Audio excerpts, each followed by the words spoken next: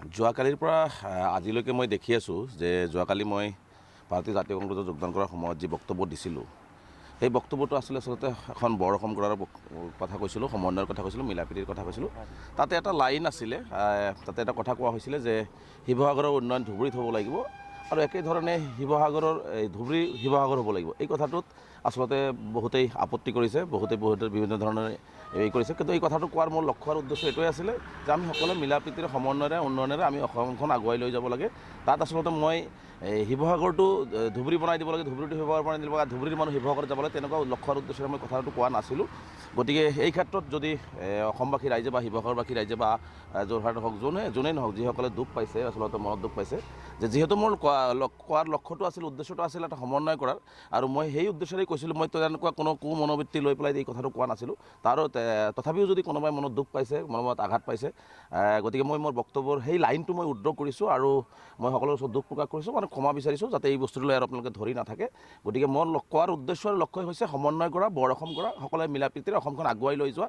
আমাৰ হিমন্ত বিশ্ব শৰ্মা ডাঙৰীয়া আৰু বিজেপি আৰু তেওঁৰ আই টি চেল আৰু 15টকীয়া ভক্ত যিসকলে যোৱাকালিৰ পৰা আজিলৈকে মুখ্যমন্ত্ৰী নিজেও যি ধৰণে নিকৃষ্ট মানসিকতাৰে তেওঁ ইমান তলৰ খাপৰ বক্তব্যবিলাক দি আছে, তেওঁ যেনেকুৱা ধৰণে আচলতে কথাবিলাক লৈ গৈ হিন্দু মুছলমান কৰিব বিচাৰিছে বা উজনি নামনি কৰিব বিচাৰিছে, আচলতে এইটোতে বুজা যায় যে হিমন্ত বিশ্ব শৰ্মাৰ ভয় আৰু শংকাত তেওঁ শংকিত হৈছে। আচলতে আৰু এনেকুৱা নিম্ন খাপৰ বক্তব্য আমাৰ পৰা নাযায়, আমাৰ পৰা কেতিয়াও নহয়। কিন্তু আচলতে মুখ্যমন্ত্ৰী হিমন্ত বিশ্ব শৰ্মা ডাঙৰীয়াৰ পৰা বা তেওঁলোকৰ মন্ত্ৰী, তেওঁলোকৰ বিধায়ক, তেওঁলোকৰ তলৰ যিবিলাক নেতা আছে তেওঁলোকৰ পৰাহে আচলতে এনেকুৱা বক্তব্য আমি আচলতে অসমবাসী ৰাইজে আচলতে দেখিবলৈ পায়। গতিকে মুখ্যমন্ত্ৰী হিমন্ত বিশ্ব শৰ্মা ডাঙৰীয়াক মই কৈছোঁ যে এনেকুৱা ধৰণৰ নিকৃষ্ট মানসিকতাৰ পন্থা বাদ দি সকলোকে লৈ আগবাঢ়ি যাবৰ কাৰণে তেওঁ চেষ্টা কৰক। আৰু অসমৰ মাজত তেওঁ যদি বিভাজন কৰিব বিচাৰিছে তেনেকুৱা নিকৃষ্টতম বিভাজনৰ পৰা তেওঁ বিৰত থাকক। আচ্ছা, এই মন্তব্যক লৈ কিন্তু দেৱব্ৰত চেতিয়া বিৰোধী দলপতি তেওঁ কিন্তু এটা প্ৰতিক্ৰিয়া প্ৰকাশ কৰিছে যে এই মন্তব্যটো আপুনি যিটো কৰিছে সেইটো দুৰ্ভাগ্যজনক বুলি আখ্যা দিছে। চাওক, মই প্ৰথমতে কৈছোঁ যে মোৰ বক্তব্যটো কোৱাৰ লক্ষ্য আৰু উদ্দেশ্যটো মোৰ আছিল ভাল। মই কোনো ধৰণৰ তেনেকৈ বেয়া মনোভাৱেৰে, বেয়া উদ্দেশ্যৰে মই কথাটো কোৱা নাছিলোঁ।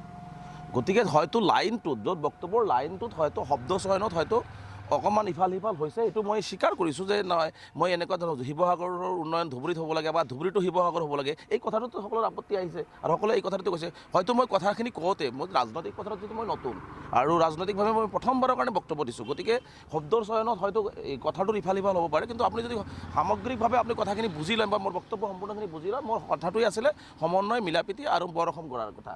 গতিকে সেই শব্দটো যিহেতু সকলোৰে আপত্তি আহিছে, সকলোৱে যিহেতু বহুতেই দুখ পাইছে বা বিষয়টো মানে কৰিছে, গতিকে সেইকাৰণে মই সেই লাইনটো মই উদ্ধৃত কৰিছোঁ। আৰু এই বক্তব্য সেই লাইনটোক লৈ যদি যিসকলে দুখ পাইছে বা বেয়া পাই আছে বা মোক ভুল বুজি আছে, গতিকে মই তেখেতসকলৰ ওচৰত দুখ প্ৰকাশ কৰিছোঁ, অসমবাসীৰ ওচৰত দুখ প্ৰকাশ কৰিছোঁ আৰু মই ক্ষমা বিচাৰিছোঁ। গতিকে স্পষ্ট কথা এইটো যে মোৰ মূল লক্ষ্য আৰু উদ্দেশ্য আছিলে যে আচলতে সমন্বয় কৰা, বৰ অসম কৰা আৰু সকলো জাতি জনগোষ্ঠীৰ মাজত শদিয়াৰ পৰা ধুবুৰীলৈকে, পাহাৰৰ পৰা ভৈয়াম ব্ৰহ্মপুত্ৰ সকলোৱে মিলিজুলি আগবাঢ়ি যোৱাটো।